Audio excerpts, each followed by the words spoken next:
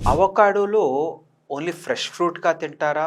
లేదా processing potential ఏమన్నా ఉందా? So, first grade of avocado మనకి ఫ్రెష్ ఫ్రూట్‌గా మార్కెట్‌లో సేల్ అవుతోంది. సెకండ్ గ్రేడ్ అంతా కూడా ప్రాసెసింగ్‌లో యూజ్ అవుతోంది. దాని పల్ప్ తీసి మనకి చీజ్ అండ్ బటర్ ఎలా వాడతారో బ్రెడ్ పైన అలాగా వాడుకోవటం. దాన్ని పల్ప్ తీసి మనకి గోకమాలే చేయటం. ఇలాంటి ప్రాసెస్డ్ ఫుడ్స్ అనేది దాంతో చేస్తారు. అండ్ థర్డ్ గ్రేడ్ ఫ్రూట్ అంతా కూడా మనకి ఆయిల్ ప్రొడక్షన్‌లోకి వెళ్తోంది. ఈ ఆయిల్ అవకాడో ఆయిల్ ప్రస్తుతానికి మార్కెట్‌లో అరౌండ్ 1500 రూపీస్ పర్ లీటర్ మార్కెట్‌లో దాని వాల్యూ ఉంది. Crude oil. అండ్ ఈ ఆయిల్‌ని కాస్మెటిక్స్‌లో వాడతారు, సోప్స్‌లో వాడతారు.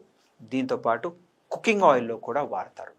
So, avocado oil is very expensive and which is much trending currently అండి.